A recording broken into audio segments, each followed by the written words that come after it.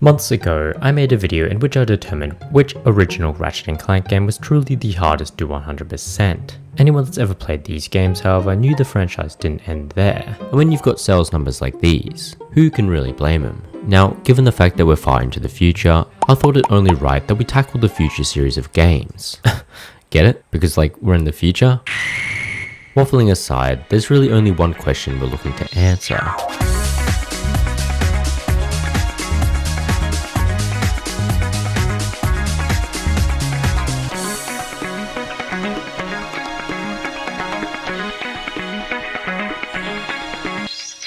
My usual victims will know the drill, but for you poor souls that have somehow stumbled across this heaping pile of dogshit masquerading as a YouTube channel, I have something to tell you. Don't, and I mean it, don't continue watching.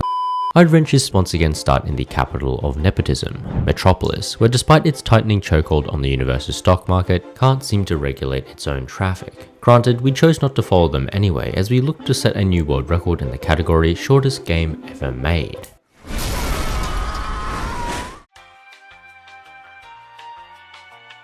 What wasn't apparent at this point, however, was the fact that in between games, we had been undergoing explosion therapy, which had the unique benefit of protecting us from, well, explosions. Well, duh. Now, despite being clowned for it, this therapy couldn't have come at a better time, as the city of Metropolis was being bombarded by an army of fish. No, I'm being fucking serious. While that may sound ridiculous, each of them comes fully armored up in their very own nanotech combat suits. Even so, we've saved the universe on multiple occasions, and I'll be the first to tell you that we've dealt with far tougher enemies than a bunch of mech-piloting fish. Eventually, we find ourselves blasting our way across a collapsing bridge, most of which is likely caused by us.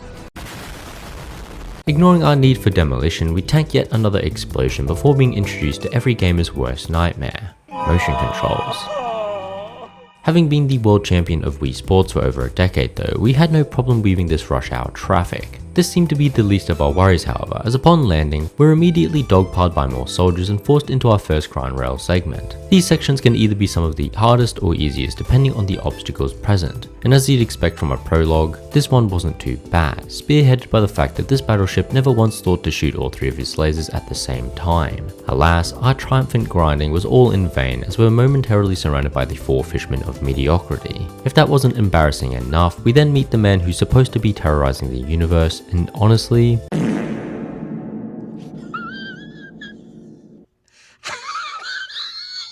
despite his massive forehead, his brain might as well be non-existent, as we easily escape his grasp before hijacking his space cruiser as we drift off into the cosmos. Unfortunately, Emperor Pipsqueak here had equipped his ship with a stink bomb so rancid that it immediately took us out. Clank, while fortunate to avoid smelling this putrid stench, wasn't so lucky either.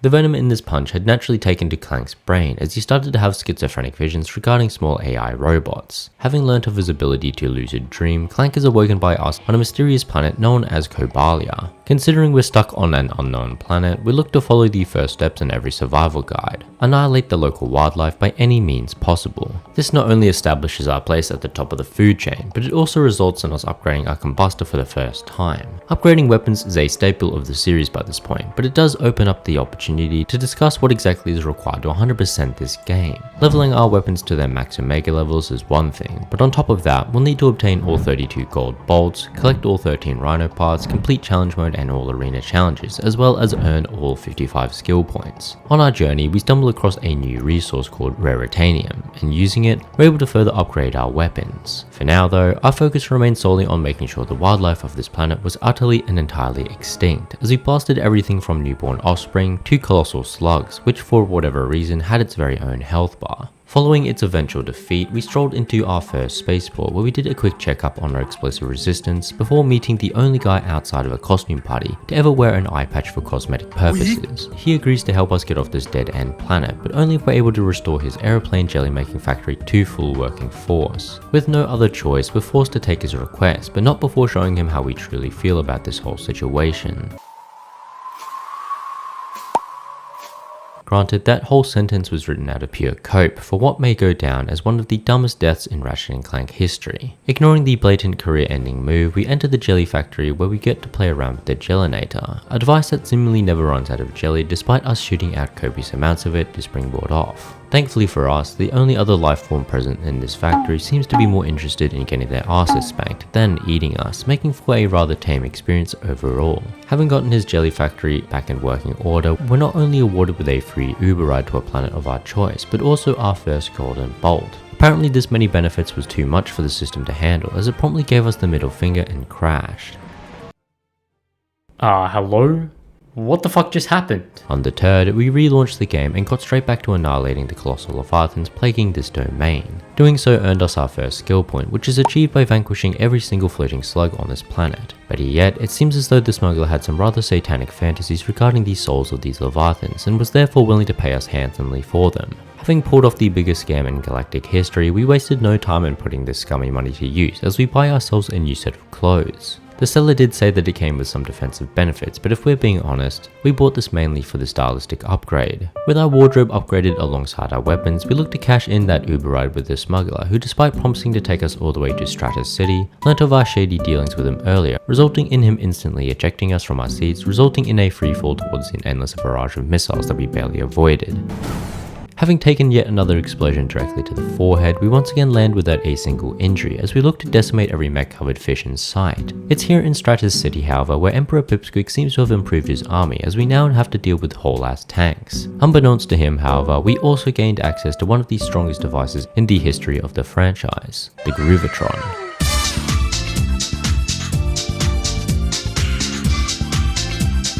The jaw-dropping beats coming out of our balls is far too enchanting for our enemies to handle, as they're forced into an unwavering dance. This gives us more than enough time to fill their rectums with bullets and bombs, ultimately ending in their destruction. Further along, we discover the weapon this city was built upon, the Shock Ravager, and using it, we're able to fight our way through enemies who stupidly thought a shield would save them. Noticing the evisceration of his army at the hands of our Ravager, Emperor Pipsqueak employed the use of numerous aerial units who made it quite difficult to continue our thrashings. Even so, the fact we had multiple weapons to choose from ultimately meant that even these units stood no chance. Realizing it would take us anywhere from a few years to the rest of our lives to traverse the rest of the city on foot, we instead looked to illegally hitch a ride on the closest public transport, which took us all the way to the city's high ropes course. For whatever reason, this place was heavily fortified with enemies, most of which proved to be quite annoying to hit with our melee weapons.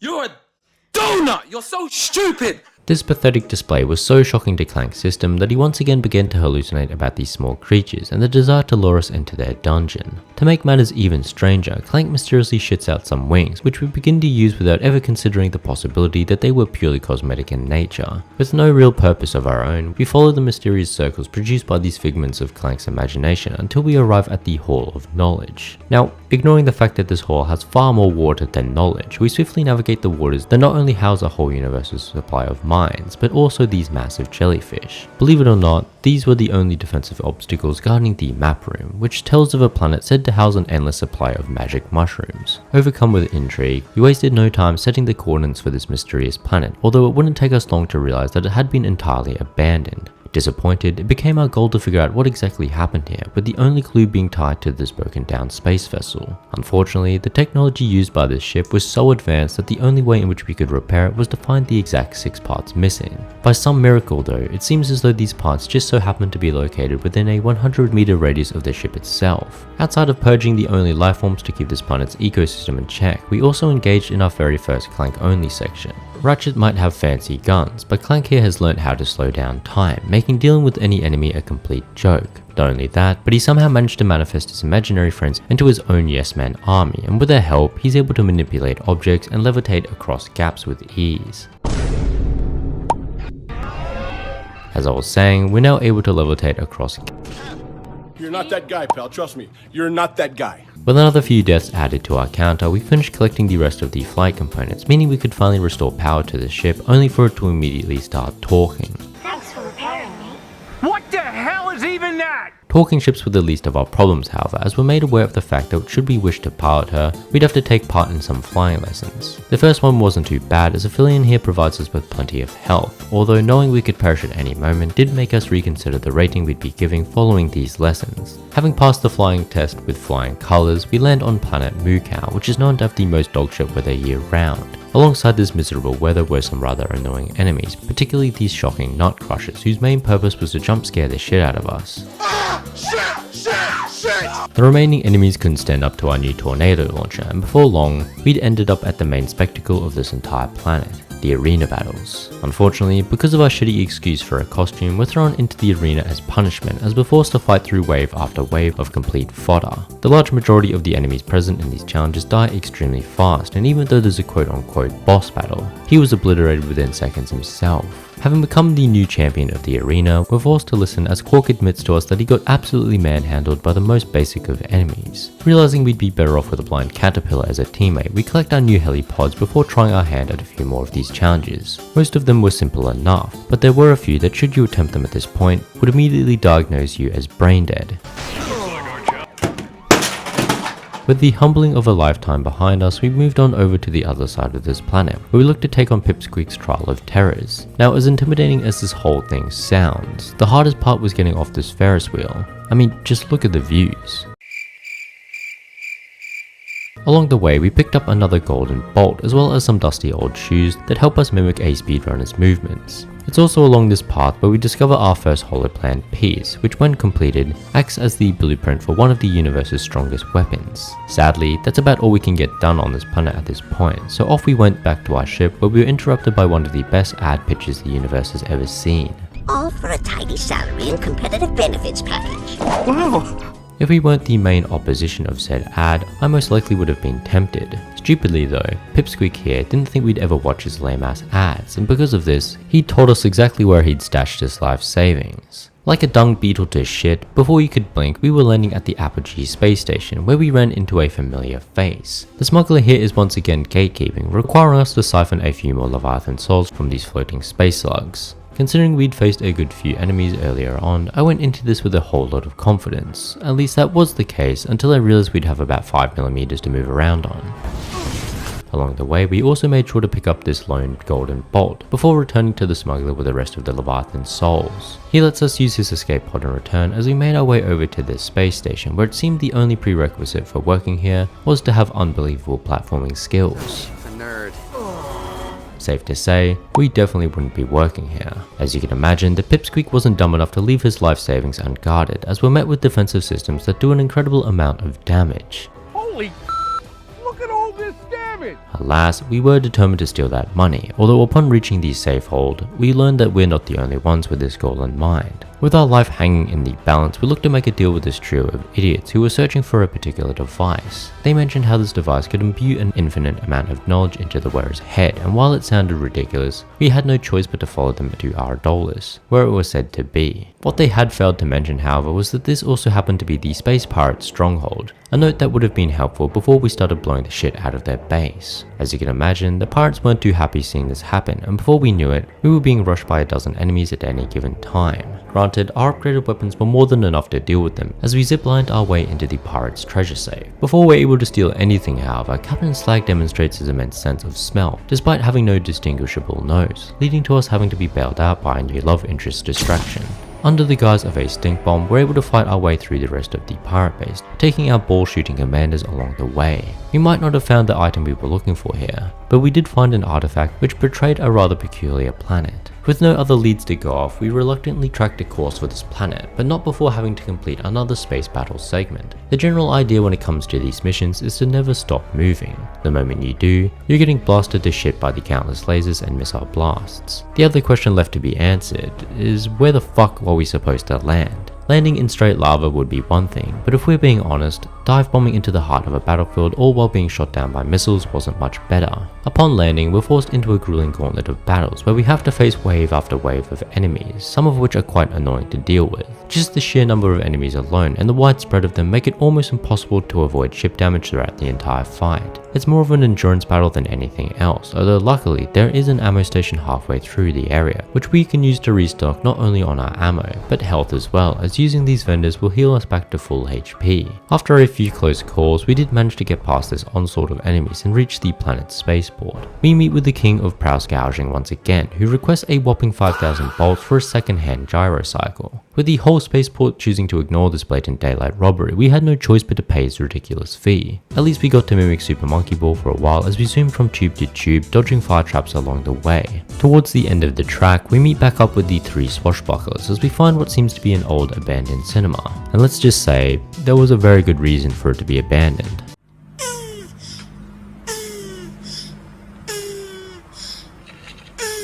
As cryptic as this message was, the 2 brain cells shared between this idiotic duo somehow managed to decipher a location relating to the homeworld of this turtle. What no one could have imagined though was just how ancient that video was, because those very same turtles had now grown into colossal creatures. Luckily for us, they still remained passive in nature, although not every creature gave us that same courtesy.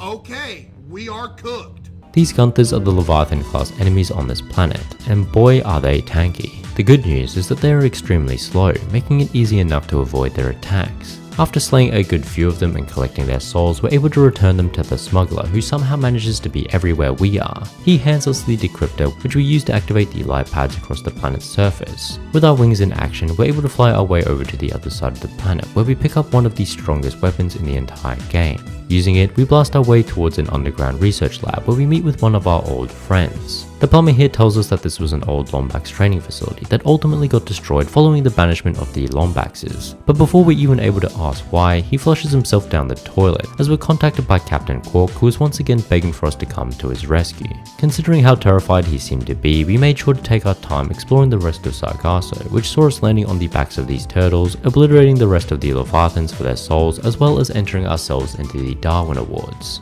Oh my fucking god. Having essentially left Quark out to dry, we returned to the smuggler where we traded in the rest of our Leviathan souls, and using the funds earned, we picked up the Helios armor before heading back to Mukau. Before taking part in the fight festival once again, we made sure to grab the last golden bolt hidden behind this decrypted puzzle. Our main goal, however, saw us fighting our way through another set of arena challenges in the hopes of winning the Holo Guys. The boss in our way this time around was, this thing, although he wasn't too hard to beat down with extremely telegraphed attack patterns. With the Holo Guys in our hands, I once again let my ego get to me as I attempted to complete every other arena challenge possible.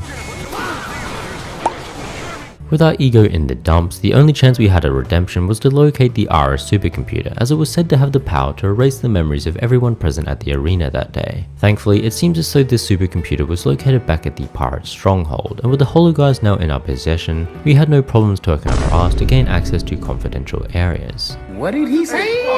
The only real struggle we had was actually getting to these private sectors, as the turrets located here could eviscerate us within a matter of seconds. If that wasn't bad enough, we had to face off against this ball-loving mech once again, and while his balls aren't too fast, the sheer size of them paired with the limited space we have made this fight rather awkward. Regardless, with him defeated, we're able to gain access to this supercomputer, although annoyingly, it seems as though someone had removed it from the power socket. Instead of simply plugging it back in though, Clank demanded some screen time, instead taking it upon himself to fix the computer from the inside out. As with most of Clank's sections, this one was also incredibly easy, mainly due to his ability to slow time, making every obstacle a complete cakewalk. Even after fixing the computer, it was brought to our attention that we'd need it updated in order to erase the spectator's memory. Feeling bad, the computer instead looks to help us find the Dimensionator, although if we're being honest, she might as well have been speaking in ancient Latin.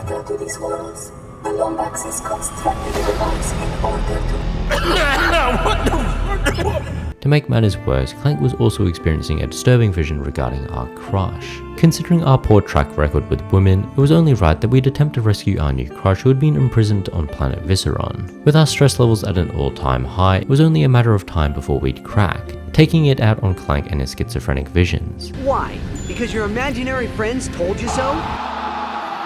To say our relationship had been tarnished would be an understatement, and honestly, the mistrust brewing between us couldn't have come at a worse time as we needed to sneak through one of the most heavily guarded prisons. It was only a matter of time before this fight cost us dearly, and boy oh boy did it cost us.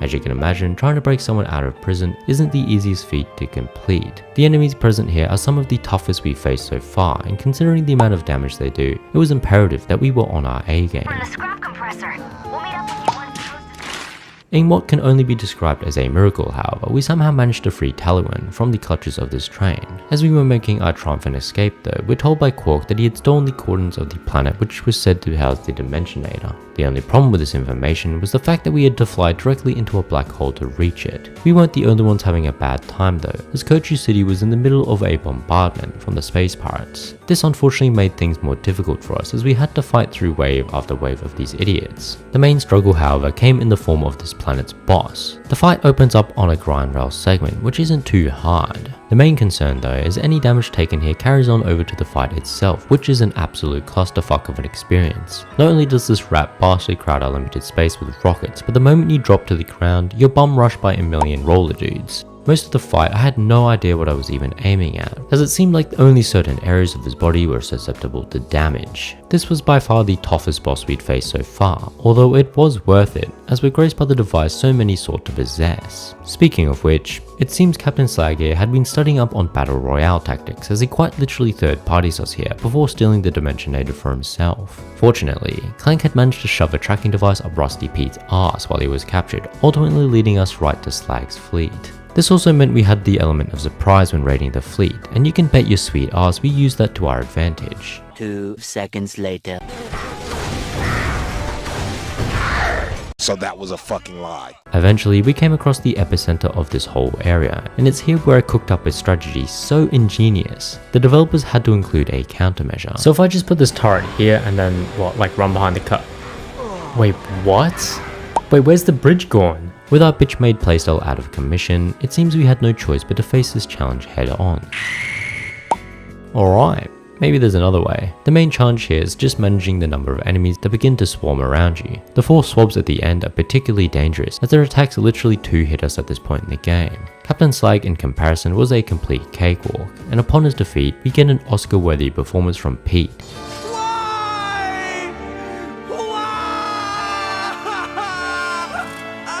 The Oscar goes to... Now, if there were one place I'd advise not going AFK at, it'd be when entering the homeworld of our mortal enemies, the Cragmites.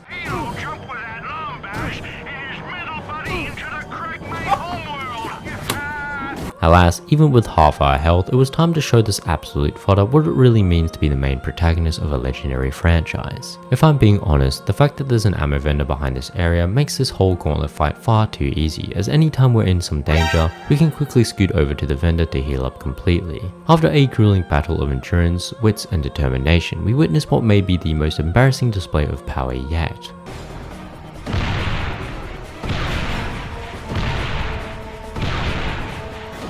With that awkward display out of the way, we continue to pave the way towards Quark, who Clank clearly knows nothing about. Ratchet, Captain Quark may be a lot of things, but I do not believe he would surrender the Dimensionator just to spare his own life. Stop the cap. To no one's surprise, the moment we come across Quark, he's already handed the Dimensionator over to Mr. Pipsqueak here in an attempt to save his own skin. We're then forced to watch in disbelief as Pipsqueak activates the device, causing a wormhole to form, releasing hordes of Cragmites in the process. Amazed at Quark's ability to continuously be worthless, we decide to end things ourselves. Realizing the franchise still had the potential to generate a fat sum of money, Insomniac, now disguised as Clank, dropped soon after in the hopes of rescuing the disheartened Lombax. His section, as always, was incredibly easy. I mean, we don't even have to kill the enemies, they'll do that themselves. With that said, this area came pre-packaged with one of the biggest obstacles known to man. It was almost like the game was too embarrassed to be beaten by someone of my dogship caliber, as it wouldn't stop freezing at this point. By some miracle though, we were able to pass this section only to learn that Ratchet had survived all along. That said, without our robotic friend, we'd have to carefully platform our way through these caverns while taking care of this new group of enemies. The Cragmites are without a doubt the toughest group of enemies we've faced so far. Not only are they far tankier than most enemies, but their ability to constantly phase out of existence and move elsewhere make it extremely annoying to deal consistent damage to them. This is further amplified when we meet our first Cragmite hunter. In a one-on-one situation, he isn't too hard to deal with, but the sheer amount of time taken to defeat him did raise some alarm bells. With that sinking feeling in the back of our minds, we reunite with the gang where we learn that Emperor Pipsqueak has taken his massive forehead to the city of Meridian. Before heading there though, I made sure to collect the 2 golden bolts hidden behind us. The raid on Meridian City brought with it countless enemies ranging from these weak-ass tadpole looking freaks to the enormous obsidian enforcers that take about 17 nukes to defeat. Safe to say, there were quite a few close calls as most of the enemies can likely 2-hit you with their damage at this point. The never-ending swarm of Cragmites was one thing, but the most lethal factor as always was my dogshit skills. After 12 long minutes of grueling gameplay, we did eventually reach Captain Cork, who as expected was too busy taking a dump in his spandex to know where Emperor Pipsqueak had run off to. Clank, on the other hand, threw one of the biggest airballs when suggesting that he may have returned to Fastoon, and considering we were eating missiles before even landing here, I'd say he completely sunk that ball in the basket. That said, we are getting a bit ahead of ourselves as we didn't exactly travel to Fastoon straight away. Instead, I made sure to revisit every other planet in the hopes of recollecting the remaining golden bolts that we'd missed on our first time through. This had us twerking on Ardolus, riding atop these massive turtles on Sargasso, and getting royally fisted by the game mechanics in Stratus City. What the fuck? Wait, what the fuck?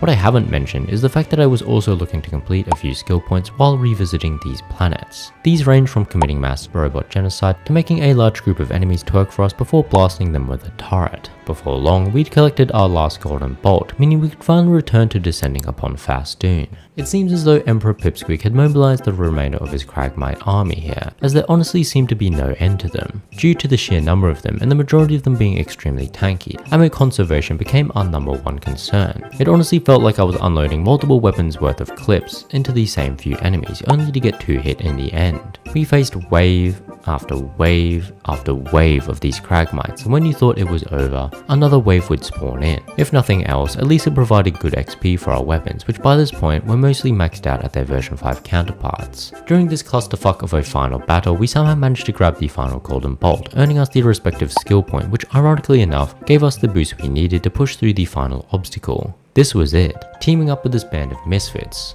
chasing down the Dimensionator, clapping Cork's cheeks. All of it was for this moment, a showdown with the tiniest emperor in the whole known universe. Oh, scratch that. It looks like he took our jokes to heart as we're now forced to face off against a height-extending mech suit. Unfortunately for Pipsqueak here, no matter how tall he is, he'll always remain the main antagonist and is therefore destined to lose. Oh, fuck.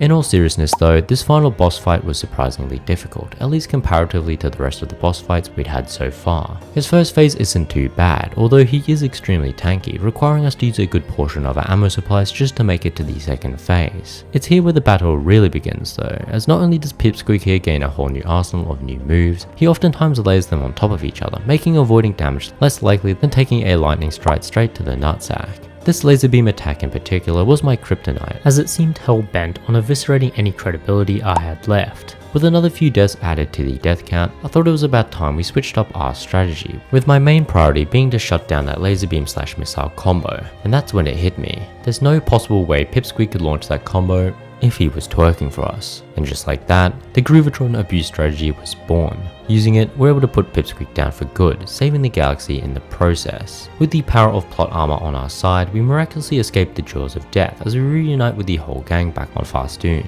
Despite our heroics, it seems a happy ending wasn't in store for us as Clank is hypnotized and taken away in one of the biggest cliffhangers this franchise has ever seen.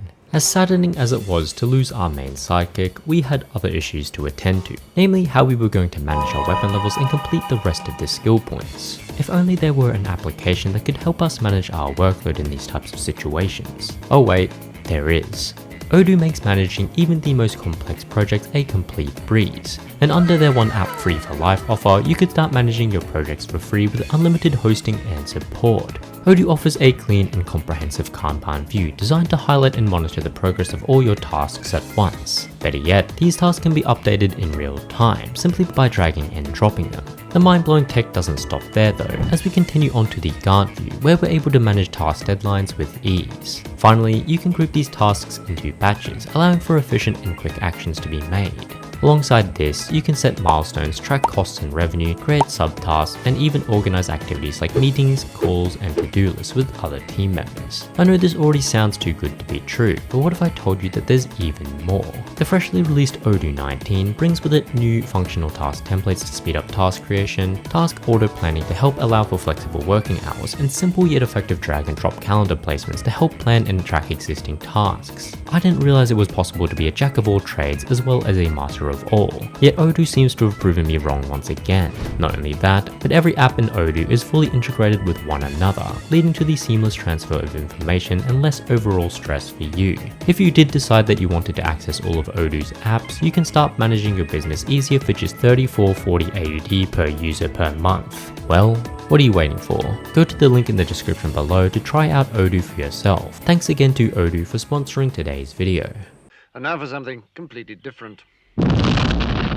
Just like its predecessors, Tools of Destruction allows us to start a new playthrough called Challenge Mode. This mode not only increases the strength of our enemies, but it also adds new weapon upgrades, as well as a new bolt multiplier that resets back to 1 times every time you get hit. Because we collected every golden bolt on our first playthrough, this second playthrough was mainly to upgrade all of our weapons to their Omega variants and max out their levels, as well as earn the skill points we hadn't quite completed on our first playthrough. Now because of the sheer amount of them, I'm not going to cover each and every one of them. Rather, I'll discuss which ones made me want to dive headfirst into a pool of cement, the first of which saw us attempting to destroy some goddamn sore spots with our wrench. In theory, this one sounds easy enough. Just walk through the stage defeating enemies, and whenever you see a sore spot, just whack it with your wrench, right? The only problem is that should any stray gunfire or explosions hit those pots, you'll have to start the whole level over again. This happened far more times than I'd like to admit, with most attempts ending while fighting off this massive mech bastard. The only method I found to work required for us to teleport to the end of the level and backtrack to the first 2 pots. Only then could we teleport back to the start and finish off by destroying the final 2. This strategy makes it so you can avoid a lot of the tougher, more AoE inducing enemies. Other skill points that were quite aids involved reaching the final boss of the Verdigris black hole stage without taking a single hit. And the worst of all, everyone dance now, which requires us to make every enemy unit dance. And when I say every, I mean every single pixel this game has to offer needs to be twerking at some point. Whether it's the dumbass fish inside the mech suits, Rusty Pete during the boss fight against Captain Slag, or even your pet dog. Having to make each and every enemy dance without a checkable list is downright sadistic. It's only made worse by the fact that there are enemies who only show up in one place, and who aren't reachable after you've passed that stage in the story, meaning should you miss them, you're going to have to play through the game all over again. These enemies include all the bosses, the Leviathans, as well as the turrets and security bots in the Apogee space station. We are able to buy a golden Cruvatron at least, which is pretty much essential for this skill point as we're able to use it as many times as we want. It was also during our challenge run that we obtained the final Rhino holoplan, which we were able to give to the smuggler who hands us the Rhino in return. When it came to leveling our weapons, I mainly stuck to farming Meridian City, as it included a few Cragmite Hunters as well as an Obsidian Enforcer that awarded monstrous amounts of weapon XP each time it was defeated. To speed things up, I would instantly kill myself following its defeat just to go and do the same run all over again. I doubt it's the fastest or most efficient method, but it did seem to work well for the large majority of our weapons. Towards the end, I ended up travelling back to Slag's fleet, where I used the 4 swap spawns to level our Rhino to Omega VX, thus earning us the No Up Your Arsenal skill point. All that remained was to rip Pipsqueak a new arsehole, ultimately earning us the final 2 skill points required for 100%. This brings to a close our adventures during Tools of Destruction, and considering we perished 33 times, it wasn't a pretty one. With that said, we don't exactly have time to mope about our dogshit skills, as we've got a robot to rescue.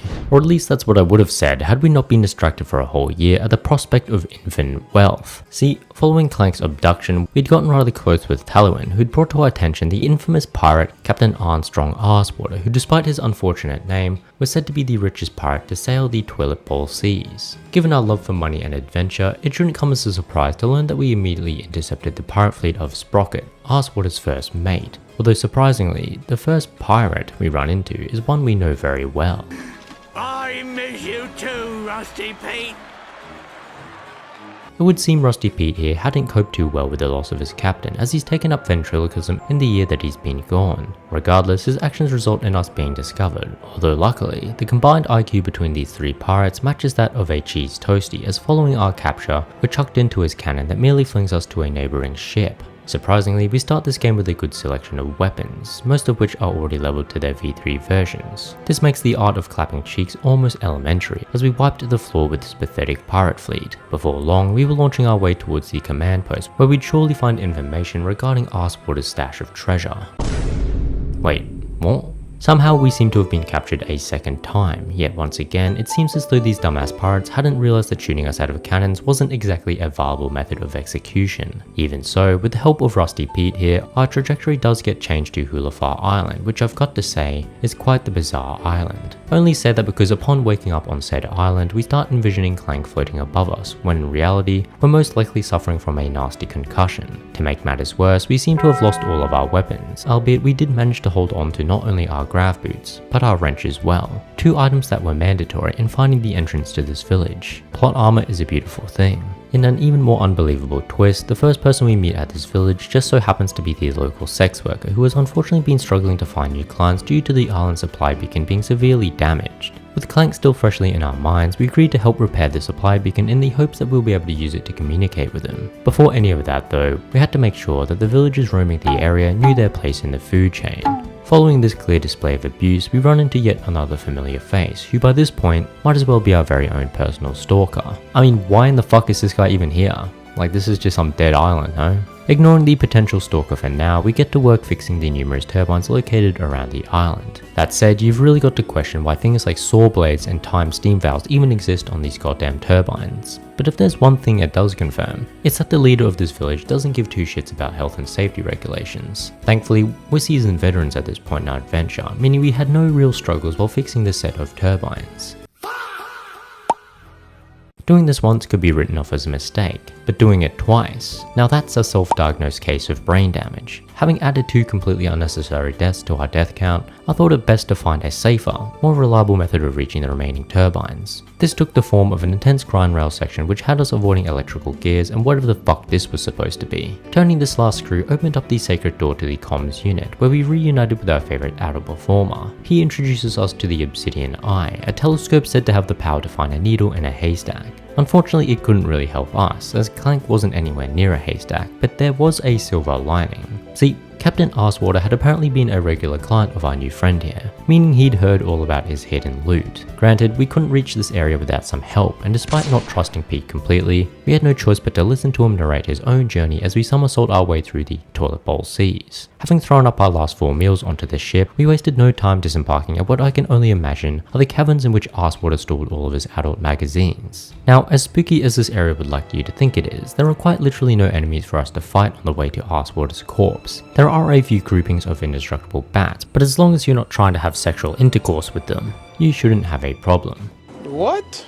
Most of the challenge in this section comes from the tight platforming and the random chase scenes where we're getting shot by massive pythons. With that said, we managed to locate Arsewater's body without too much struggle, but realizing the game would be far too short to end here, Rusty Pete looks to backstab us, ultimately reviving Arsewater and Captain Swag in the process. Fortunately for us, it seems as though Captain Swag cheated on Arsewater while they were dating, with the resulting trauma bubbling up to the point where they needed to go get couples therapy. This gave us some much needed leeway, as they weren't the only ones revived in the process. It's a good thing we blackmailed Rusty Pete into giving us back some of our weapons, as we'd be well and truly cooked trying to fight our way out of these caverns as we were ambushed by countless reanimated pirates. Reanimated space pirates weren't the only things we had to worry about though, as every time we got off an elevator there'd be the same massive pythons looking for a fight. Granted, now that we have our upgraded weapons back, these large critters aren't too bad to take down. Upon reaching our ship, we completely forget that Tallyman is still stuck in the caverns, and instead sail our way back to Hulafar Island alone. Thankfully, it seems as though more of our weapons had washed along the shoreline while we were out, which was a blessing considering the island was immediately raided by Captain Bipolar. One thing I did notice about this game was how quick our weapons leveled up.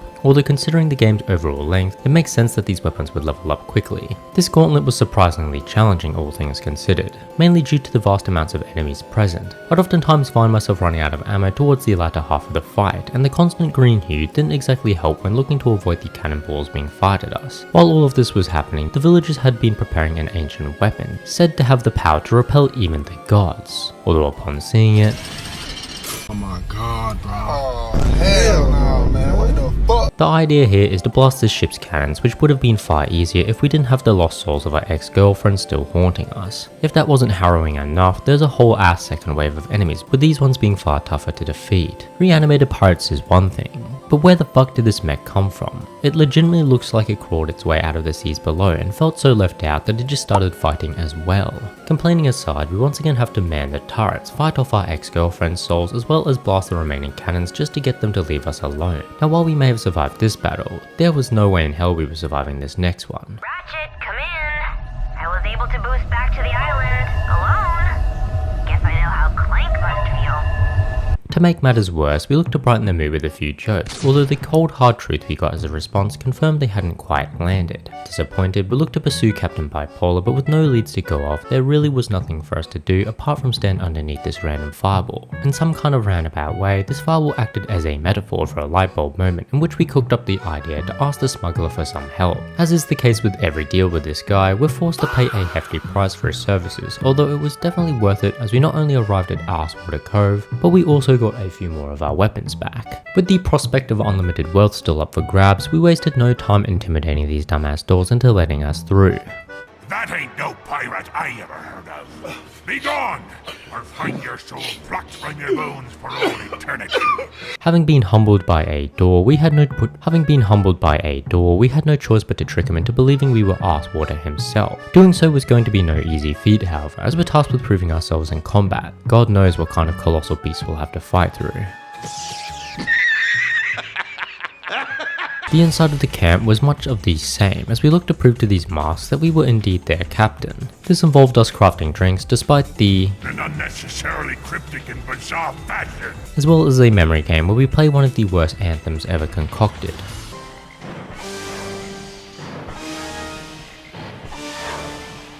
Completing these tasks alongside this final puzzle doesn't award us with any loot, but instead another goddamn fight where we need to fend off multiple waves of increasingly difficult enemies. It may have taken a while, but we did eventually crack open this door, revealing the hidden treasures inside. All we had to do was make sure we didn't fall for what may be the most obvious trap imaginable.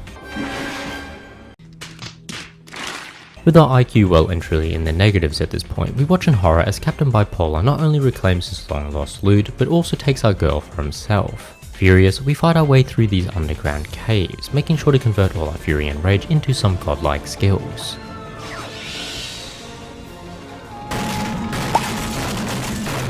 Ignoring that pitiful death, we continue to fight our way through the caverns, only to realize that our supposed super weapons couldn't even outrange the basic ass blasters used by these pirates. This is not okay. Feeling cheated, we looked to use some sneaky tricks of our own, which saw us calmly walking past our enemies and railing them from behind, as their one weakness seemed to be their inability to turn around.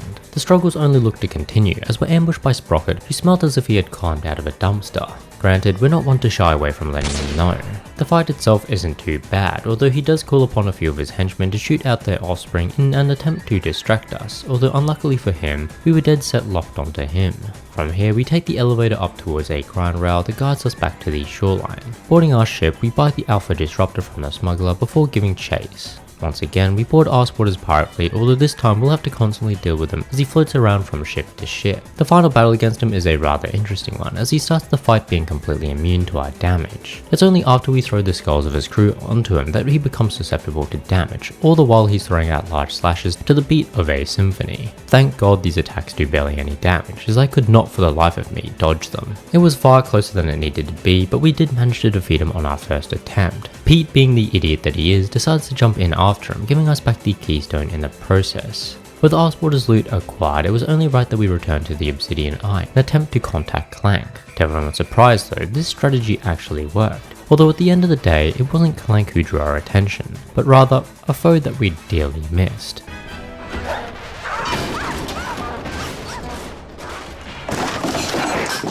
Thus ends our short career as a pirate, although it wasn't nearly as short as the contracts for Rusty Pete and Slag's voice actors. At the end of Quest for Booty, we had died a total of 4 times, making it by far the easiest game in this series so far. I can almost guarantee you that our confrontation with Dr. Nefarious will bring far more bloodshed than this. A Crack in Time picks up where A Quest for Booty ends. No shit. In which we see the infamous Dr. Nefarious emerge from the shadows after years of wallowing in pity after getting his ass kicked by us all those years ago. It seems he's been contracted by the Zonai to install a few more gadgets within Clank's systems. These additions include the likes of a boiling tap, a compost bin, and most importantly, free Wi-Fi. When trying to install these new features, however, Clank's immune system, known in the northern parts of the galaxy as a firewall, kicked in, causing Nefarious's brain to fart uncontrollably, where he's told off by his Zonai overlords. Overcome with rage, Nefarious plays his latest playlist made up of the worst songs to ever grace the universe. Even supreme beings like the Zonai were no match for this guy's dogshit taste in music, although on the bright side, it was enough to shatter Clank's eardrums, who used this opportunity to escape Nefarious's clutches. Thus begins the first game, where we start its prologue as Clank instead of Ratchet. As you can imagine, this stage is designed to teach us all about Clank's movement abilities, which consist of a few separated jumps, a light punch, and yeah, I guess that's about it. Try as we might, our tiny ass legs were never going to outrun Dr. Nefarious's monologue. Even in these pressing times though, all I could truly focus on was just how good this game's cutscenes looked in relation to the previous games. Now in spite of Clank's dire situation, you could argue ours was even worse, as we've somehow managed to get stuck with Captain Dork here. To make matters worse, we're hit by the Ratchet and Clank staple, which essentially equates to us crash landing on some random planet to start the game. Having cloned a Cat's 9 lives ability means we once again emerge from these crashes completely unharmed, although the clear distortion in time which saved us this time around was a curious sight to behold. Unsure of where we'd landed, it was imperative that we explored the surrounding area, hand-holding Quark along the way. What's immediately noticeable even this early into the game is the lack of movement options due to us not having Clank strapped to our backsides. Without him, we don't have the failsafes like gliding to save us in case of an emergency, meaning we needed to be more precise than ever when it came to our platforming. The enemies present in this forest didn't put up much of a fight, although they can overwhelm you with their numbers if you put your controller down and go into the toilet while fighting them. After hours of trekking, we finally come across another sentient being, although to our dismay, they immediately beg us to help them. Apparently, this creature was competing for the Worst Parent of the Year award, as she'd somehow lost all 3 of her children while saving her own skin.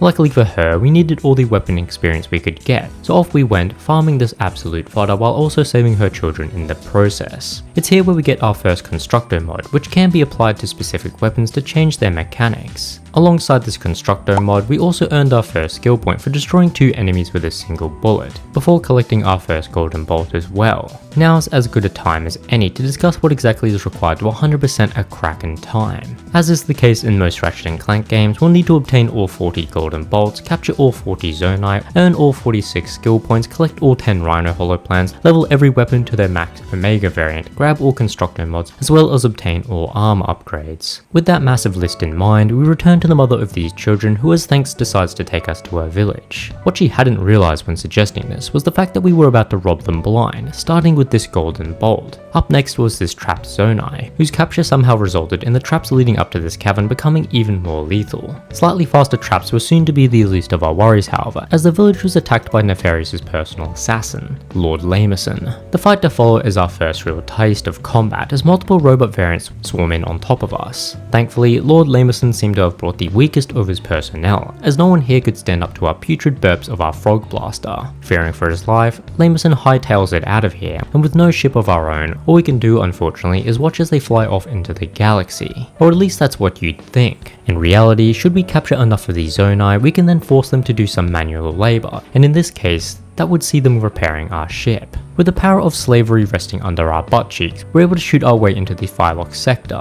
where we're introduced to the hub worlds of this game. Each sector includes numerous planets, moons, and enemy satellites, and if we're to 100% this game, we'll need to clear each and every one of them. For now though, our goal was simple: annihilate Lord Lamerson. To do so, we first had to deal with this pathetic squadron of ships, which act as perfect targets to test out our new homing missiles. With this fleet annihilated, Lamerson had no choice but to watch in horror as we boarded his ship, and while he scraped the skid marks of fear from his underwear, we masterfully worked our way through his security measures, making sure to eviscerate anyone that stood in our way. Along the way, we grab our first holoplan before freeing the villagers in Quark who had been captured in the battle beforehand. Realizing Quark would have been nothing but a hindrance, we make sure to ship him off with the villagers at the first sight of an escape vessel. With no one to hold us back, it was time to confront the main man himself. Now, considering this is our first boss fight, it shouldn't come as a surprise to know that this guy is extremely weak. That being said, he does have some cool tricks, like being able to turn invisible and whatnot, but the lack of any threatening attacks, paired with the overpowered weapons at our disposal, meant that this guy never stood a chance. Following his defeat, we make our way back to Aphelion, where we're finally given a chance to explore these somewhat open hub worlds. Each green dot on our minimap signifies a moon or objective that is yet to be completed.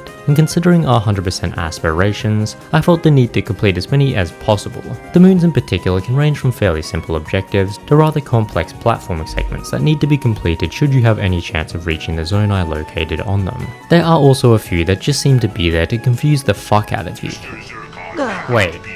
Wait, that's quicksand? Oh my fucking god. The benefit to losing art mines completing these moons early is that the more zonai we collect, the more upgrades Aphelion receives. The first of which being one of the most useful ones, as it helps lower the travel time between moons and planets. With that in mind, I thought it was about time for a change of scenery, and I wasn't alone in this thought as we instead snapped back to Clank, who was in the middle of being resurrected. It's here where we meet the local janitor, who had accidentally tripped our backup generator while cleaning us. Accident or not, this gave us a second chance at life, and given the stakes, it wasn't one we could afford to squander. The janitor here tells us that he knew our father and urges us to follow him. It's here where we learn that Clank's been equipped with a few more abilities, namely the ability to create clones of himself that he can control within a limited time frame to do whatever he wants. House chores and shopping aside, the main purpose of this power was to solve the many puzzles located throughout the Great Clock. If that wasn't enough power, we're soon transported into the Matrix, where we meet a small being claiming to be our father. In an attempt to make up for all the birthdays he'd missed, he gives us the almighty time staff, which we could use to throw time bombs. As you may have noticed, time slowed down inside these bombs, making it possible to traverse across lightning fast platforms. In addition to this, it makes combat a complete cakewalk, as enemies stuck inside these time bombs move slower than my upload rate. Nothing proves this theory more than our first boss fight inside the Great Clock. All we really need to do here is continuously keep this thing trapped inside our time bombs as we slowly whittle them down with some slaps from our staff. Dr. Nefarious in the meantime had been practicing his torturing skills as he forced his troops one by one to suffer through his terrible acting skills. By this point, we'd finally made our way into the Vela sector, where I once again spent most of my time exploring the nearby moons in hopes of finding more golden bolts, constructo mods and zonai bots. We also paid a quick visit to Axiom City, where we purchased our first set of armor. Now admittedly, I was premature when coming to this planet, as we didn't own the required gadget to proceed further into this city. But then again, this is far from the only time I've been premature. What do you mean by that? With that detour out of the way, we instead made our way over to Saturn's washed up cousin, Torrent 4. Now despite looking barren as shit, these fields do in fact house some sentient robots. It's just a shame that they're surrounded by ones looking to perform a penectomy on us. If things weren't already strange enough, we soon found ourselves talking to an amalgamation of metal parts. And worse yet, we were actually taking his words seriously. This meant we'd have to find another way to breach the city, which involved a few grind rails. Despite being accepted into the community, the first thing I noticed about the people here was the sheer lack of an IQ above room temperature. The second thing I noticed was that each and every one of them smelled like they had dove headfirst into a toilet bowl of shit. It was only after I brought this to their attention that they mentioned that the city hadn't produced hot water in decades, unfortunately meaning our work here wasn't quite finished. Thankfully, the solution to this problem wasn't as complex as you might think, as all we needed to do was abduct some battery bots and force them to give up their lives to supply power to the rest of the city. Repowering the city not only provided hot water for the civilians, but it also reactivated the springs, allowing us to reach the back end of this area. It's here where we make one of the, if not the greatest discovery in our lifetime, as we spot a figure that looks eerily similar to us. Before we are even given a chance to take things in, however, he launches a pile of his discharge, which we narrowly avoid. Furious, we give chase in one of the most intense grind rail sections to date, as we need to avoid bombs, falling objects, and electrical wire traps. We do eventually catch up to him, only to learn that he was a good friend of our father's. In the conversation to follow, we learn that Clank is most likely in the Great Clock, although to reach it would be no easy feat. In the meantime, Alistar looks to train us in the art of hoverbooting, although the pair he offers us looks like they haven't been washed in over a millennia. Brother, what's that?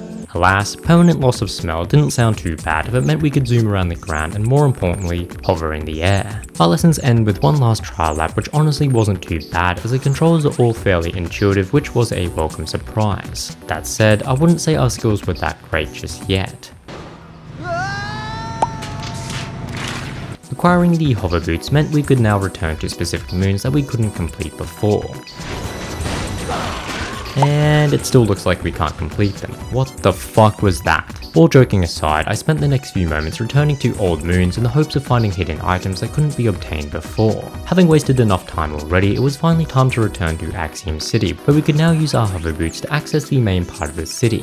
Sadly, this part of the city was also inhabited by killer robots, whose only mission seemed to be the evisceration of our asshole. After a few grueling battles, we finally reunite with General Alistair, only to be thrown into yet another battle against what felt like a never-ending group of enemies. With Alistair by our side, we infiltrate the main industry plant, where we once again come up against some hostile resistance. The good news is that none of the enemies present here are too tough to take down, although I think that's due in large part to the wide array of overpowered weapons at our disposal. Either way, our infiltration ends with us breaking into a room full of Discord mods. Granted, not even Discord mods with spew lines as diabolical as this guy. I'll have you know, I am a level 60 wizard with melee ability. With the mods put in their place, it was only a matter of time before they'd retaliate, and retaliate they did as they summoned what could only be described as the lamest looking boss in Ratchet & Clank history. Tragically, the fight itself wasn't much better, as it mainly involved waiting out and dodging his attacks before loosening its nutsack from its core body. We do get to face off against whatever the fuck this thing's supposed to be, but if I'm being honest, the rest of this fight might as well have been a fever dream. Following its defeat, we narrowly escape the nuke exploding behind us as we're dropped off back to our ship by Alistair. He tells us to meet him in the Korthos sector, which according to galactic maps, would take us upwards of 5 business days to reach. Now, as concerning as this was, it didn't appear like our arch nemesis Dr. Nefarious was using this time too wisely, as he'd rather spend it imitating animals. He's then joined by the goddess of plus size modelling, and together they make it their goal to eviscerate us from existence. On the other side of the galaxy though, we touch base with Clank, who by this point was well and truly abusing the fuck out of his new time controlling powers. It's in this very sector where we learn of the two most important rules with regards to the Grey Clock. Number 1. Under no circumstances is it to be used as a time machine. Okay. We're then tasked with lasering the shit out of the planet, with our ultimate goal being to eradicate every living being on its surface. Having had our fun playing God, we look to de-stress by playing a few rounds of tennis. All in all, this section of the Grey Clock was fairly straightforward, with no real challenging segments to discuss. Back in the Korthos sector, we're confronted by the first of 3 Valkyries. Now, based on the hatred displayed in the most recent cutscene, I expected these Valkyries to put up a good fight. 2 seconds later.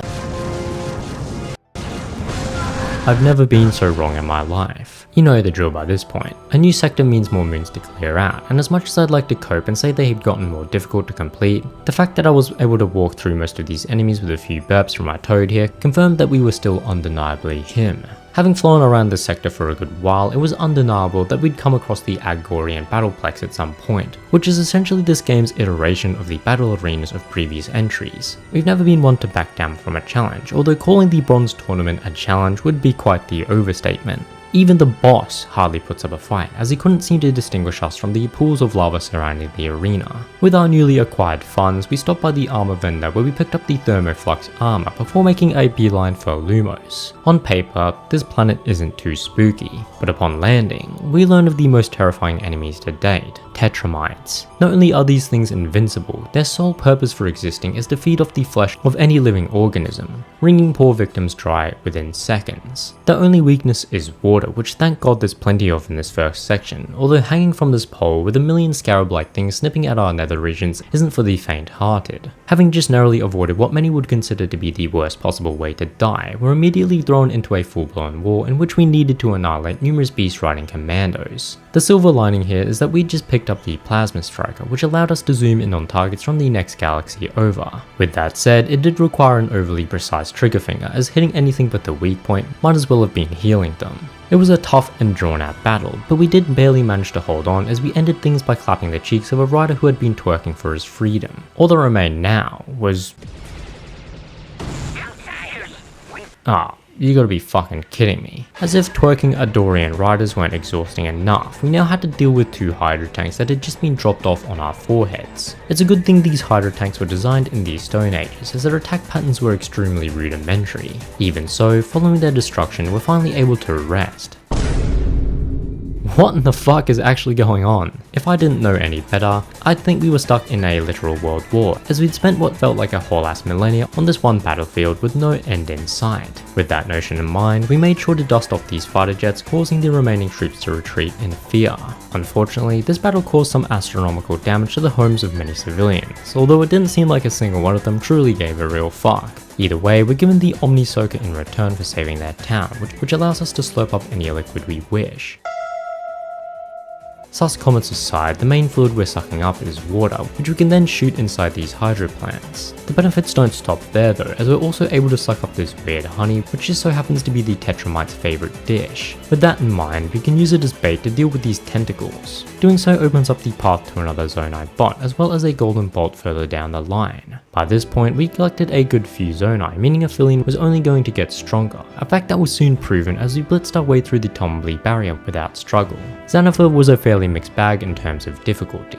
You had your wide open areas that we had no problem sniping in, but then there were numerous tight corridors where I had no choice but to break it down, as the claustrophobic halls made dodging random gunfire a seemingly impossible task. At one point, I noticed the stray holoplan piece, but with no way to get back to our desired location, I had no choice but to take her tactical death to guarantee our respawn point. Having been reminded how strong the Groovatrons were, I made sure to abuse the fuck out of them as we eliminated every robot in sight. Our main goal when visiting the planet was to shut down the containment grid blocking our path to the mysterious portal, and having done that, we stepped through it to find ourselves back in the past. As exciting as this was, I couldn't help but feel disappointed as I hadn't memorized any lottery winning numbers. Either way, we had more pressing matters to attend to, namely planting seeds that would ultimately end up growing into massive vines that somehow carried us all the way to this unreachable area. With our new ice bending abilities, we made short work of the robots guarding these civilians, and after slurping up a gallon of oil, we were able to escort them back to the mainland. As thanks for rescuing their people, we were rewarded with a large sum of fuck all.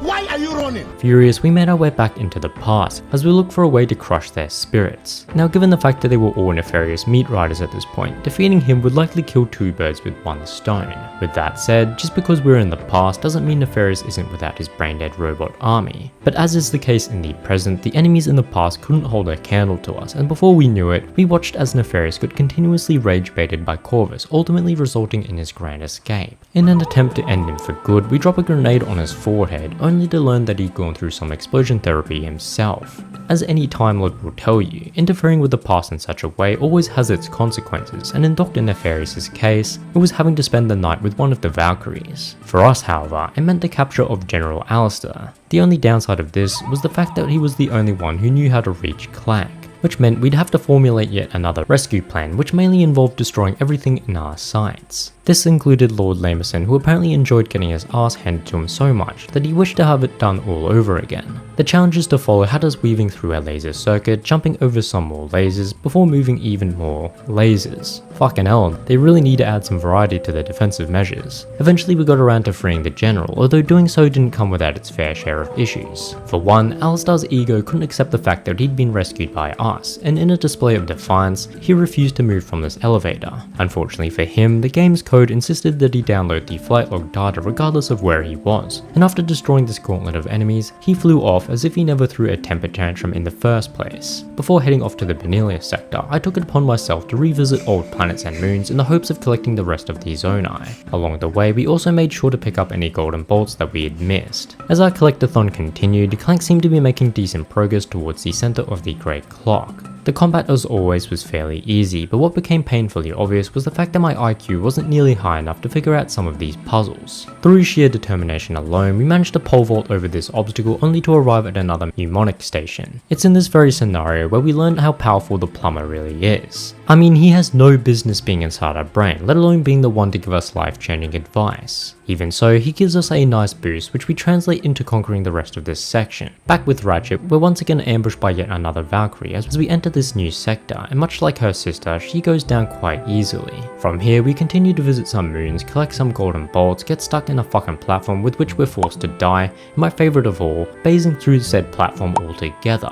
Having been royally fucked by the surrounding moons, I wasn't at all confident when entering Vapedia's orbit. That being said, the opening section of this planet isn't too bad. There's a few cool hoverboot sections and the enemies present here can't exactly handle the shocking power of our new weapons. This surprisingly transferred on over to the Valkyries as well, who were quite literally sitting ducks the moment our magnetic launcher hit them. You'd think the winged Valkyries would be rather problematic, but for whatever reason, they had this terrible habit of flying over massive gaps. With our army being whittled down little by little, Cassiopeia knew she had to do something, thus the Valkyrie trials had arrived and it was up to us to complete them. The The first of these trials had us picking up flaming balls and chucking them back into this cannon's holes. The second had us contracting chlamydia as we zoomed around the room activating switches, while the third trial had us chasing after an orgy of battery bots in the hopes of powering open this door. All of this culminated in a final face-off against the thickest Valkyrie of all, and while many would consider her being airborne a challenge, the real challenge was completing this fight with only one hand.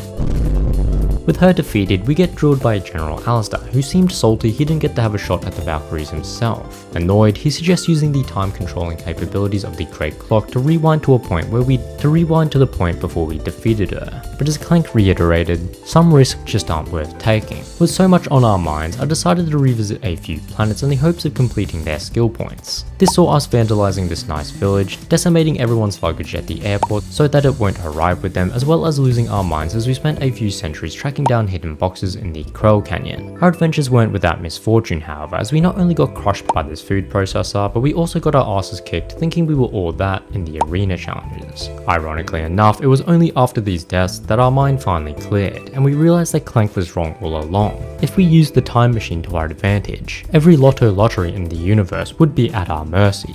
That's not entirely accurate. And with that in mind, we tracked a one-way course towards Nefarious' space station. Now you'd expect Nefarious' space station to be heavily guarded, but honestly, it wasn't too bad, especially considering a lot of the guards sat around waiting to be sniped. Eventually, we met up with Quark, who, still dressed in his nurse outfit, tells us of his master plan to sneak into Mission Control and eviscerate Nefarious' army without ever being discovered. Now, as inspiring as that plan sounds, there was just one problem. Quark was one of the worst actors to ever grace the universe. Dr. Nefarious is expecting us. You are not authorized. Prepare to die, Nurse Shannon. With our cover immediately blown, we had no choice but to mash the fuck out of our controller in the hopes of blasting our way towards the control room. Without us realizing, Clank had somehow managed to climb into the sewerage vent, which led him straight to Dr. Nefarious, and using his 20/20 vision, he was able to scan Nefarious and impart his data straight into our skeletal structure. This unfortunately came with the byproduct of looking like Dr. Nefarious, but it did mean we could shout out one of the worst voice lines in gaming history. Lawrence! Yes, sir. Lawrence! Lawrence! Regrettably, our screaming was so painful to the ears of everyone present that it started a riot in these quarters in which we had to fight our way out of. This ultimately ended in us being captured by the real Nefarious, and for once he doesn't waste any time in getting rid of us. Now, despite all the armor upgrades we bought over the years, the strongest and most effective armor still remains the plot armor, as we somehow tanked being slingshotted across the galaxy on a meteor.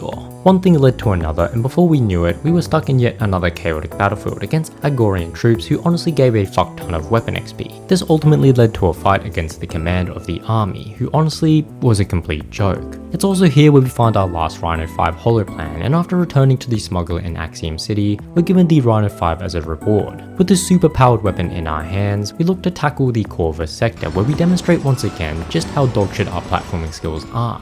Bro, what the fuck even happened there? Even so, we do end up collecting the last zone I bought here, before returning to Nefarious' space station for some much needed revenge. The fight against Dr. Nefarious is an interesting one, because the hardest part isn't even directly related to the fight, rather this random ass grind rail section in the middle of it. I don't even know why this part was so hard, I just seemed to fly off the rails, pun intended, at the most random of times. I must have flung myself off into the cosmos 3 times before finally putting Nefarious in his place, although knowing we'd saved the galaxy once again was definitely worth the deaths. With that said, even with Nefarious defeated, there remained one last obstacle. See, General Alistair remained hell-bent on reviving the Valkyrie Queen, while we wanted to use it to abuse the lottery. Seeing as we couldn't see eye to eye, Alistair looked to eradicate us from existence, and if it wasn't for Clank's quick thinking, he would have succeeded. Having essentially been brought back from the dead, we used this chance to prove to General Alistair that he was indeed a failure and deserved to be banished. Now, despite those strong words, the fight against General Alistair is no joke, as this guy is incredibly tanky.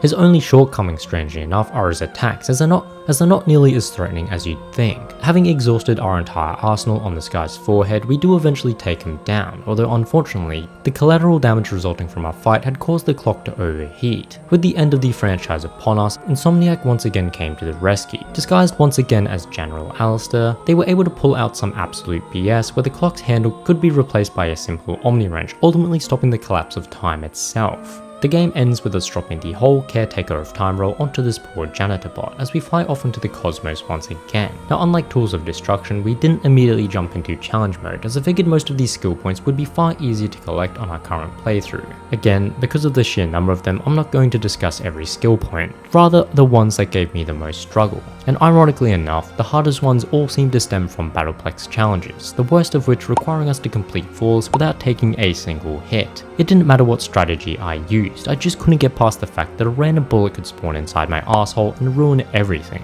It wasn't until I'd upgraded the Chip-O-Matic to its ultimate form that I was able to pass this challenge with ease. Alongside this, we spent some time getting devoured by these fuckers before returning to Gimlick Valley, where we farmed the shit out of these Agorian warriors before ending ourselves to do it all over again.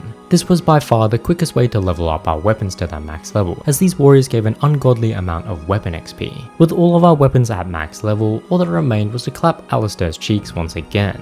With all these Zonai bots, golden bolts, rhino plants and skill points collected, we had officially 100%ed a Kraken time. And with only 18 deaths to our name, I'd say it was a fairly pathetic run. With that said, we've got one last adventure to run through. An adventure that immediately starts with a roadblock. As a famous man once said though, if you don't let your game files install, then you'll be slammed through a door. So there I sat, patiently waiting for this dumb shit to load. In the years it took for this game to load, we learned that the gang had been tasked with a rather historic mission in which they had to transport the galaxy's most toxic e-data. This girl was so unhinged that she threw constant temper tantrums that were strong enough to send shockwaves throughout our ship. And considering we'd just completed an apprenticeship in construction, it was up to us to repair the damage done.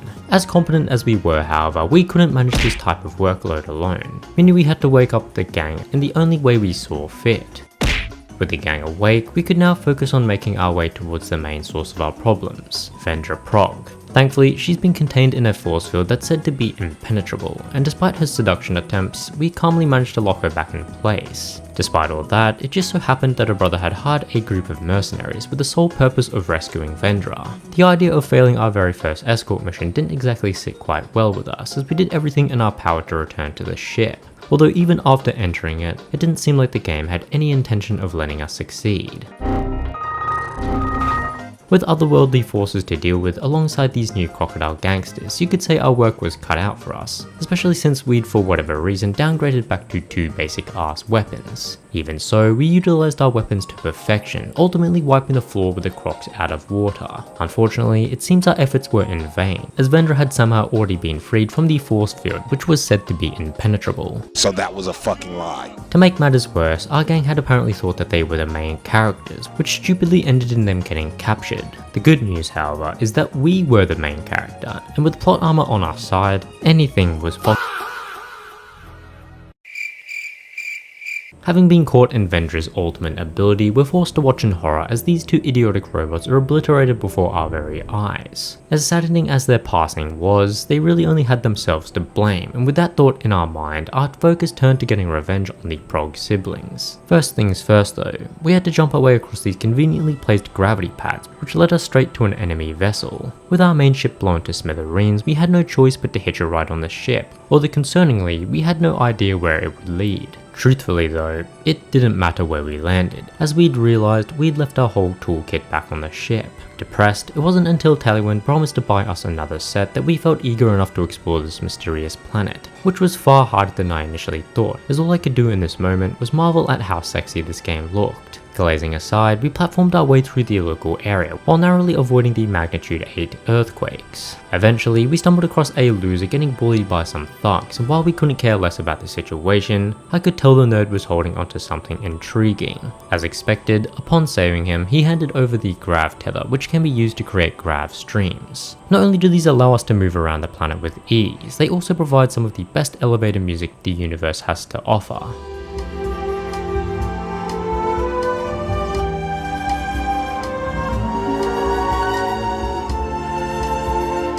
Using it, we're able to float our way over to the main section of the island, where we discover that we're not exactly alone on this planet. Granted, the crocodile bosses aren't exactly the toughest enemies to defeat. While exploring this starting area, we did come across our first golden bolt, only to follow it up with another one not long after. Golden bolts weren't the only things we found here, however, as we soon stumbled across our second rhino plan. Our main goal, apart from vanquishing these crocodile bastards, was to find Pollock, as he was the apparent punching bag of the Prog twins. With so much ground to cover, however, it was anyone's guess where he'd be, although knowing them, any environment closely resembling a mum's basement would be our first guess. Realizing that we were his only hope at freedom, he promptly supercharges Clank's cheeks, which somehow granted him the ability to crack open rifts to the netherworld, which for whatever reason are completely two-dimensional in nature. With that said, our main goal when entering these rifts is to wake the lazy fucker at the end of them before luring them back to the entrance. Considering this is the first one, it's not too hard, but trust me when I say that these can get quite ridiculous, especially with regards to certain skill points. Continuing on, we clear out our second rift before learning that Vendra had been seen at her orphanage not too long ago. As we swingshot ourselves across these islands, we stopped in at the local vendor where we purchased one of my favourite weapons to date. Not only does this weapon make everyone in a 10-meter vicinity shit their pants, it's also a useful taunt as it draws the attention of most of the enemies in the area. As we approach the orphanage, we're ambushed by what I'm guessing is the first boss of the game, although considering we beat his ass with just our wrench, I'd say boss doesn't quite suit him. Either way, with him out of the way, we strolled into the orphanage only to end up in the basement, which had been infested by these chlamydia-infected creatures. Before long, we'd found another rift to close, which by this point was still incredibly easy to complete. Following this, we do indeed catch up with the Prog twins, who somehow had gotten their hands on a Dimensionator. Using it, they're able to crack open a window, allowing Vendra some valuable time with her E-Date. As wholesome as this meeting was, it did come with its fair share of complexities, namely the fact that it allowed an army of nether creatures to enter this world, creatures that we would end up fighting as we struggled to deal with their constant teleportation abilities. Thankfully, it seems as though even creatures from the netherworld could shit their pants as we abused the fuck out of the nightmare box to defeat them. Having escaped the caves, we're rescued by Quark in what may be the first useful thing he's ever done as he drops us off to Aphelion. With our ship back in our possession, we look to tell the Prog twins who had made their way over to their planet Silox. Before any of that though, how could they butcher my open space exploration hub worlds like this? Like, this is complete arse. Complaining aside, we land in Silox where we pick up our first armor upgrade. Despite it being a new area, I still look to abuse the fuck out of the Nightmare Box, which by this point had become my favourite weapon by far. As we made our way through the streets, I kept a keen eye out for golden bolts, which were hidden in some rather interesting locations. Before long though, we'd ended up in the drainage system where we accidentally released the emergency water supplies. With our lives on the line, we ascended up these conveniently placed platforms as the crocodiles underneath us succumbed to the water. Rather than swim, it seems as though these crocodiles preferred to fly, as they were soon swarming above us with their jetpacks. With their numbers whittling down though, they had no choice but to send in the big dogs, who despite having a boss health bar, still shit themselves in the presence of our nightmare boxes. Unfortunately, it seems we couldn't progress further into the city without claiming a gadget from Destructopalooza, so off to Planet Crag we went, where we blitzed our way through the bronze challenges without struggle. Like always though, our sheer dominance in the earlier arena challenges always gets to my head, and before long, I'm getting humbled during the final silver challenge. With my ego back in the dumps once again, we returned to Silox where we used our new jetpacks to flex on all the idiots stuck on the ground. While doing so, we activated a few wrench screws which drained out the water which was blocking the entrance leading down into the sewerage tunnels. Now, as strange a destination as this was, it did hide some rather important items, although the only memory I have of this area is getting absolutely clapped by this water. What we're supposed to do here is fly our way out of this shithole using our jetpack, although for whatever reason, the engineers who built this system decided to put in these cancerous fans just to slow down our progress. Alas, having escaped these sewerage pipes, we return to the surface where these assholes will use any opportunity to try and get some free damage in. Defeating them, we walk our way into a no-fly zone, or at least that's what we're supposed to hear. Me on the other hand, didn't realize this had happened, and without a care in the world, I attempted to fly our way around in hopes of finding more hidden secrets. Yeah, I think I'm fucked here. Embarrassing deaths aside, we looked to cover ourselves by clearing another rift, although the only thing this did was bait out our subpar IQ. Following these unfortunate situations, our self-esteem had taken quite a hit, which honestly couldn't have come at a worse time as we're then confronted by Nefton Prog. He admittedly baits out the fact that he has a sister complex, and realizing we were going to snitch on his ass, looked to flatten us. Unluckily for him though, we had access to the best weapon in the game, and despite looking rather intimidating himself, even he couldn't stand up to the horrors hidden inside inside these boxes. Having spent the last 5 minutes watching her brother get his ass kicked, Vendra pussied out of a fight herself, instead looking to open the nether portals in the hopes of meeting her e-boyfriend. For whatever reason, Vendra here couldn't see the coming betrayal, despite it being one of the most obvious plot points to ever exist. The final nail in the coffin, however, came after this whale admitted to her that she wasn't his type at all.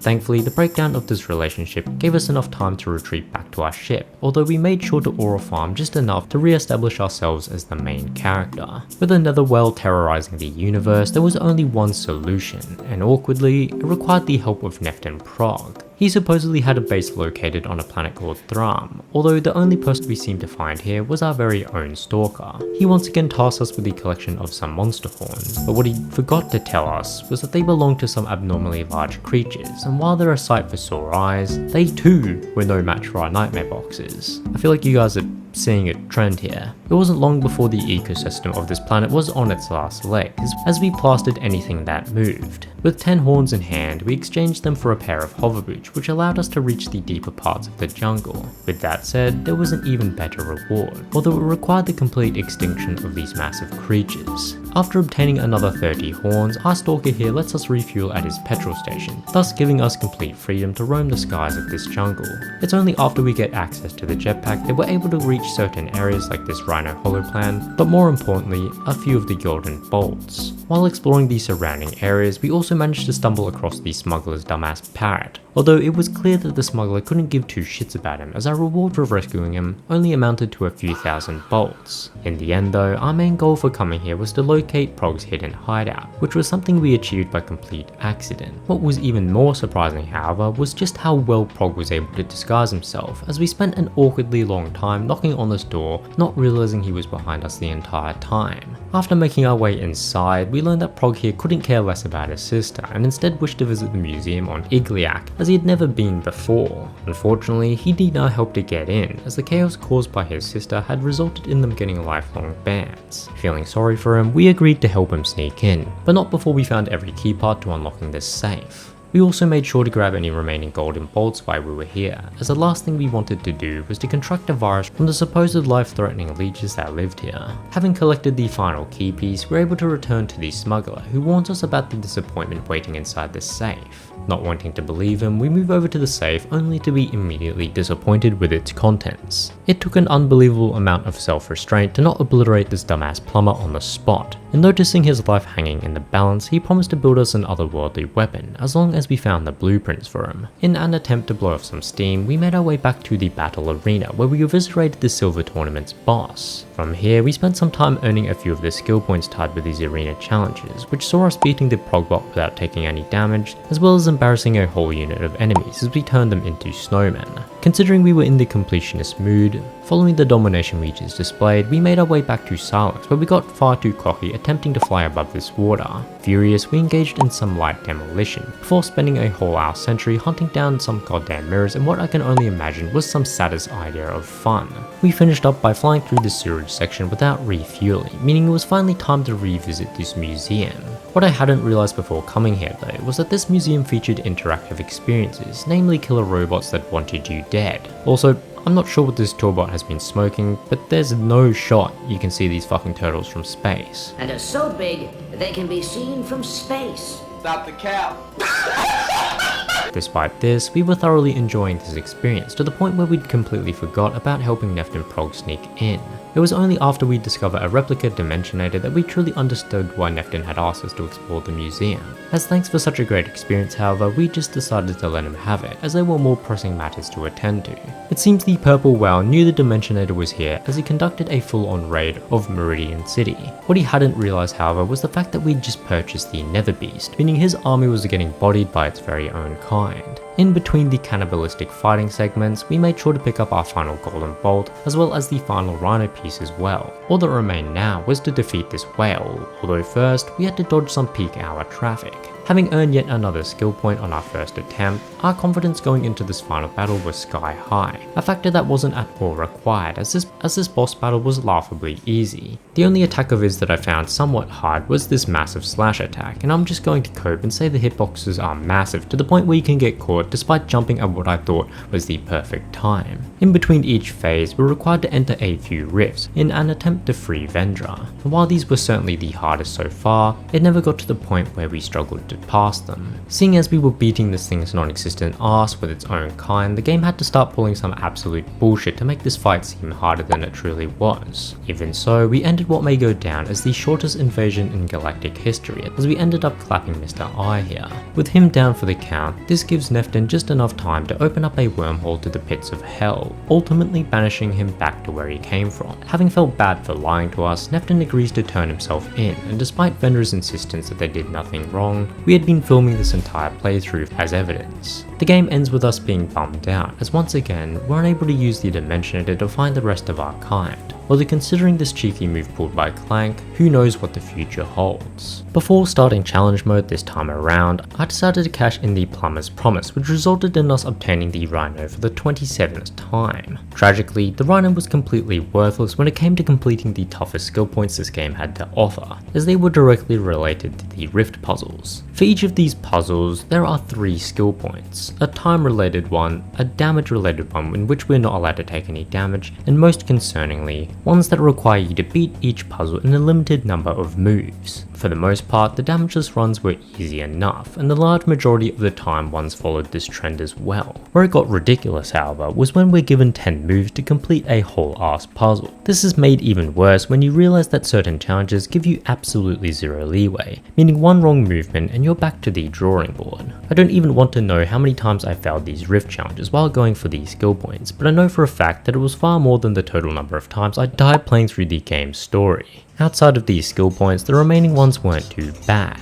Eventually though, we had to start challenge mode, as there were a few missable skill points directly linked with the opening act on planet Yerek. Even so, they weren't too bad to acquire, and after dropping these idiots off into the rift below, we had officially earned every skill point this game had to offer. All we really had left to do now was to level each weapon to their max omega level, which I achieved by farming the same group of crocodiles over and over again. Now while this method was somewhat effective, it didn't work for every weapon, with the smaller much larger groups of enemies on Thram for example being much more viable when looking to level our snow cone maker. Following this, we completed the new Platinum Arena challenges before abusing Mr. I's massive health bar to level up our Rhino. I would often let Mr. I incinerate me with his beam, although I won't be counting these as actual deaths as I wanted to restart the fight and farm him once again. After another few minutes of grinding, we had officially earned the Off Your Arsenal trophy, meaning we had finally maxed out all of our weapons. We then dumpstered Mr. I once again, completing challenge mode in the process. Following this, we paid one last visit to the jungle of Thram, where we abused the presence of our snowmaker to farm enough bolts for the final set of armor, finally earning us that elusive 100%. With all that said and done, it's about that time where we rank each of these games from easiest to hardest based on how difficult they were to 100%. To no one's surprise I'm sure, Quest for Booty was by far the easiest of the whole bunch, mainly due to its runtime being shorter than most movies. Surprisingly however, Into the Nexus just beats out a crack in time, mainly because of those goddamn Netherworld skill points, which honestly drove me insane. I can't necessarily think of any quote-unquote difficult parts in A Crack in Time, although it did have some of the coolest boss fights. This meant that the hardest Ratchet Clank game in the Future series was without a doubt Tools of Destruction. Not only does it have some of the toughest sections, it's got some of the most frustrating skill points to date, many of which had me spear tackling a concrete wall. Alas, as is the case with every one of my videos, none of this shit really matters. At the end of the day, I just hope you had a good time and enjoyed the ride, and if you did, feel free to drop a like and subscribe. Thank you to my channel members, your support always means the world to me, and as always, I hope to see you all in the next one.